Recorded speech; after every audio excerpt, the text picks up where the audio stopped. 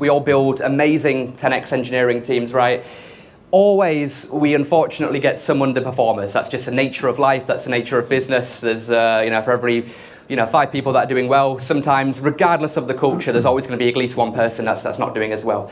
Let me just poll the audience for a second. Just raise your hand if there is somebody in your team that perhaps is underperforming, who you know, hand on heart, they could be doing more. Just show of hands, who has got that? Okay.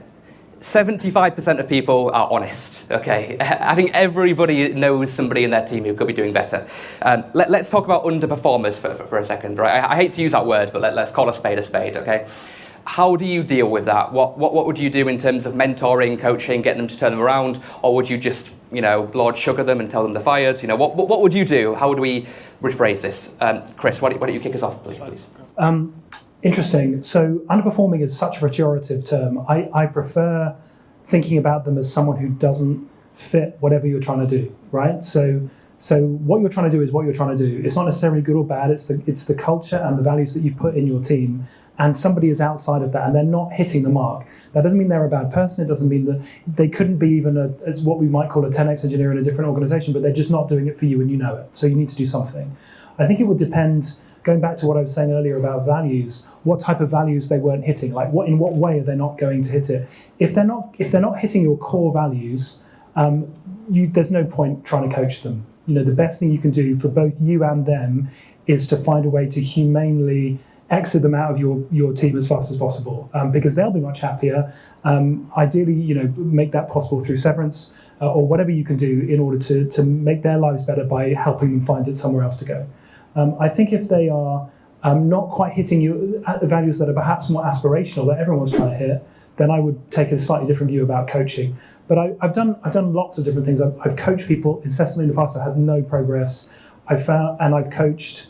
I've had better progress with other people. But ultimately, these days, I tend not to coach. I tend to give feedback early and often as people join the company, and then I decide quite early on whether or not it's just a question of a slight realignment or they're just not fitting. And it's better for everyone if you make that decision as early as possible. I think I'd certainly second your point about making it ongoing. I mean, so many times people are hired and then they think they're doing amazing, and then at the 3-month review they get told they're not working out. Yeah. I mean, if somebody doesn't know that they're doing a good job after a week or two, then as a manager, as a leader, you're probably not giving them what you should be giving them, right, in terms of that feedback and radical candor and telling them the truth. That's such an important point. I think we do our teams such a disservice if we don't do the awkward thing of giving them timely feedback. And actually, I remember reading a tweet, I forget who it was, so I'm not going to be able to quote them, but basically your job as a leader is to come up with an actionable piece of feedback every week, no matter what, for your team, so that you can find, dig around and find something that you can help them improve with, and also see how they take it. Because even if it's minor and small, and they take it badly, that's a real red flag for me, and that's one of our core values. Being open to feedback is super important for us. So I think if we haven't given them that feedback, how are they going to know that they're not doing well? That's on us. Yeah. You have the mic. What would your piece of advice be? Yeah, I'd say first question that we need to think about if someone's underperforming is, are we setting them up for success? So I think that's an important question, because they could be underperforming because you're not setting them up for success. This means that you could not be giving them clear objectives. They might not have the right responsibilities that matches their skill set. They might not have the right resources or mentoring and coaching.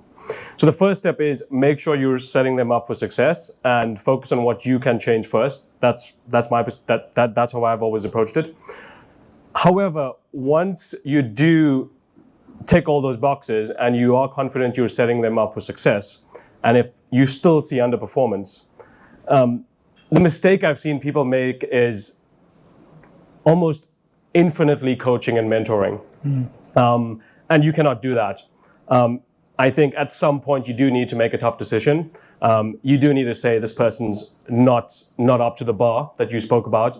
They're not able to hit the performance we need, even though we're setting them up for success, and you have to make a decision. And I do see a difference, especially between geographies. At Unibuddy, we had a team in the US and we had a team in the UK. And I would find in the UK, people tend to infinitely coach a lot more, whereas in the US, they're much more quicker to be like, no, this is not performing well, we fire. And of course, the US market also allows. Like no notice period a lot of the time, right? Yeah. But yeah, for me, it's are you setting them up for success, and then make a decision quickly, set a deadline. Okay, cool. Kit's probably a little bit different in your world, running like a company on the stock market. You know, you've got to be a little bit more careful with firing and that sort of thing. But how do you deal with people that perhaps need to be turned around and given an extra shoulder? Well, I'm probably at risk of coming across as a bit of a P&L driven monster here, and I think that's what happens when you're listed, because you really are assessed by the numbers.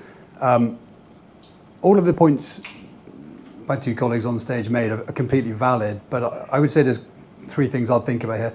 It's always a leadership question, and in my view, you're either effective or ineffective as a leader, and that's it. So if the outcomes aren't happening, then you as a leader and the leaders and the people are being ineffective. That means you've got potentially some wider problems inside your organization.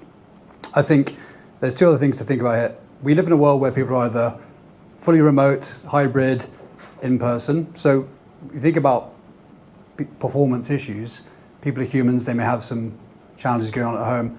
How often are people making the effort to physically meet these people to try and understand what might be driving it? And, you know, I was up in Cambridge where our product team is based these last couple of days, and just individual walks with people to understand what's going on can make the difference between someone who's just struggling at home, just doing their development work, and actually getting an insight into what's happening inside the organization. So I think that's quite a valuable tool to use if you're not quite sure. And the other thing is you need to factor in attrition into your hiring system. So don't just assume, oh, I've worked really hard, I've got that hire in, it's perfect, they're going to land, they're going to work, I've given them OKRs, they're on the right now. No, assume failure all the time and have that attrition pipeline factored in, so you don't end up in that bad situation where you hold on to someone who's wrong because you haven't yet got the replacement lined up. Yeah. So it sounds a bit utilitarian, but I think maintaining an attrition pipeline, I actually have a sales background, and in sales it's far more hardcore than it is in terms of winning and losing, people being good, people being bad. And the principle there is, you know, we assume a 35% failure rate with every hire we make, so we have a pipeline accordingly.